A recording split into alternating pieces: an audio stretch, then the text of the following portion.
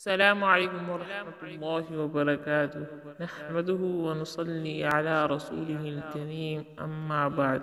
رب اشرح لي صدري ويسر لي أمري واحلل عقدة من لساني يفقه قولي.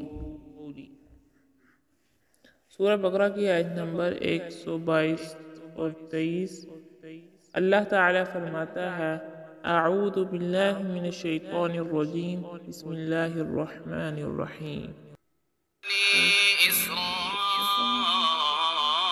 اذكروا نعمتي التي أنعمت عليكم وأني فضلتكم على العالمين. اے اولاد یعقوب، میں نے جو نعمتیں تم پر انعام کی ہیں انہیں یاد کرو، اور میں نے تو تمہیں تمام جہانوں پر فضیلت دے رکھی تھی.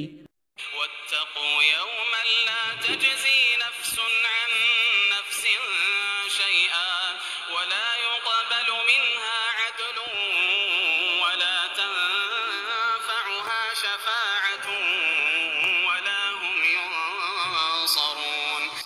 اس دن سے ڈرو جس دن کوئی نفس کسی نفس کو کچھ فائدہ نہ پہنچا سکے گا، نہ کسی شخص سے کوئی فدیہ قبول کیا جائے گا، نہ اسے کوئی شفاعت نفع دے گی، نہ ان کی مدد کی جائے گی. لفظی ترجمہ اور تشریح. یا بنی اسرائیل، اے بنی اسرائیل، اذکروا، یاد کرو، نعمتی، میری نعمت، التی، وہ جو، انعمت، میں نے انعام کی، علیکم، تم پر، وانی، اور یقیناً میں نے، فضلتکم، تمہیں کو فضیلت دی، علی العالمین، اوپر تمام جہانوں کے.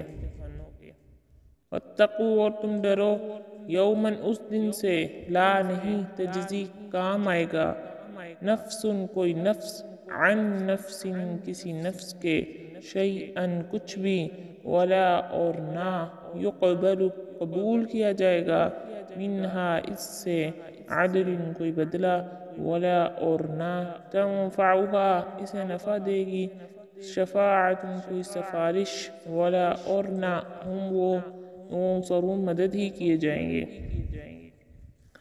ان آیات میں اہل کتاب کو دوبارہ متنبہ کیا جا رہا ہے کہ اوپر جو بد کرداریاں تم نے کی ہیں اس کی وجہ سے تم ظالم ٹھہرتے ہو، تم امامت اور قیادت کے قابل نہیں رہے، اس لیے اب یہ منصب امت محمدیہ کو دیا جا رہا ہے، وہی سیدنا ابراہیم علیہ السلام کے جانشین ہوں گے. ان آیت میں دوبارہ یہود کو نبی اکرم صلی اللہ علیہ وسلم کی اتباع پر ابھارنا مقصود ہے تاکہ وہ اپنا ماضی دیکھ کر سمجھ جائیں اور اپنے انجام سے آگاہ ہو کر آخرت کی فکر کریں. السلام علیکم ورحمۃ اللہ وبرکاتہ.